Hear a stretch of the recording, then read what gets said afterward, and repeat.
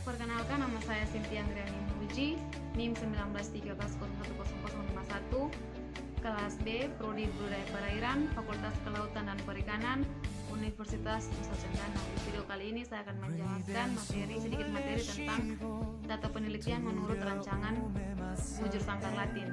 Nah, di sini rancangan bujur sangkar Latin adalah suatu rancangan percobaan yang mampu mengendalikan komponen keragaman unit-unit percobaan lebih dari satu sisi komponen keragaman.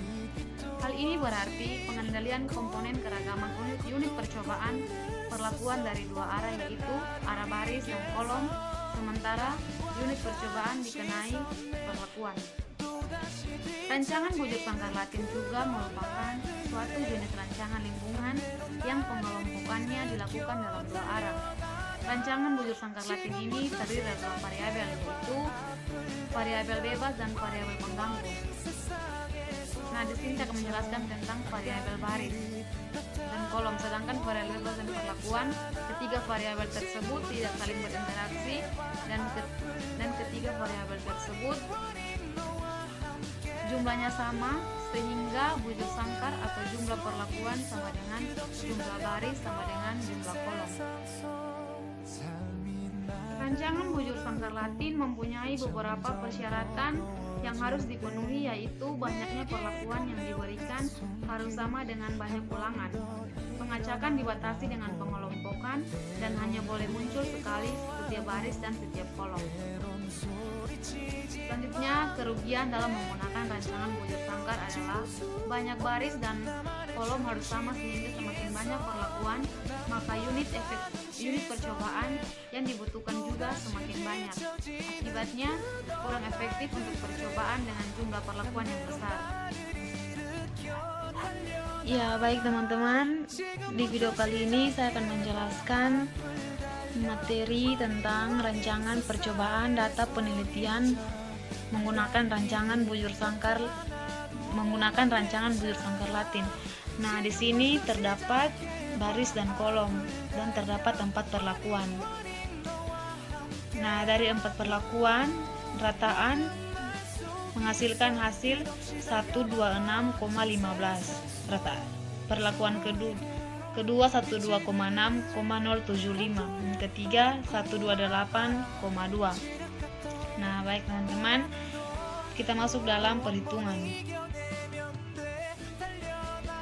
Perhitungan di sini DB total sama dengan R pangkat 2 kurang 1 sama dengan 4 pangkat 2 kurang 1 sama dengan 15. DB baris R kurang 1 sama dengan 4 kurang 1 sama dengan 3.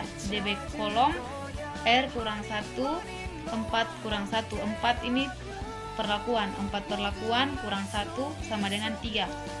DB perlakuan R kurang 1 dikali R kurang 2 sama dengan 4 kurang 1 kali 4 kurang 1. 4 kurang 1 3 dikali dengan 3 kali 3 menghasilkan 9. Ya teman-teman, kita masuk dalam perhitungan ANOVA. Faktor koreksi Y pangkat 2 per R pangkat 2 sama dengan 25,2 kuadrat per 4 pangkat 2 sama dengan 256,33969. Ya, kita masuk dalam perhitungan JKT sama dengan sigma YIJ pangkat 2 kurang faktor koreksi sama dengan 127,3 pangkatkan 2 tambah 126 dipangkatkan 2 tambah 124,2 dipangkatkan 2 ditambah 27,8 pangkat 3 kurang 256,33969 sama dengan 256,39,7 dikurang 256,339,9 menghasilkan hasil 58,21. 58,21 ini dikurangkan dari hasil pengurangan di atas tersebut. Selanjutnya JKT garis sigma Y pangkat 2I dikurang faktor koreksi per R sama dengan 505,6 dipangkatkan 2 tambah 505,7 dipangkatkan 2 ditambah 502,0 dipangkatkan 2 tambah 511,9 dipangkatkan 2 dikurangi dengan 256,339,69 dibagi dengan 4. Ya, lanjut. Sama dengan 256,352,365 dikurang 256,339,69 menghasilkan 12,675. Ya, JKT kolom sigma Y 2J kurang faktor koreksi sama dengan 504,6 pangkat 2 ditambah 504,3 pangkat 2 ditambah 505 pangkat 2 ditambah 512,8 dikurangi dengan 256,33969 per 4 sama dengan 256,353,935 dikurang dengan 256,33969 menghasilkan 14,25. Nah, selanjutnya JKT di sini sigma Y pangkat 2K kurang faktor koreksi sama dengan 502,7 pangkat 2 ditambah 510,5 pangkat 2 ditambah 507,4 pangkat 2 ditambah 504,6 pangkat 2 dikurang dengan 256,33969 dibagi dengan 4 menghasilkan 563,48365. Didapatkan hasil ini dari pertambahan antara 3 faktor koreksi ini dan dikurangi dengan 256,339,69 sehingga menghasilkan hasil 8,675.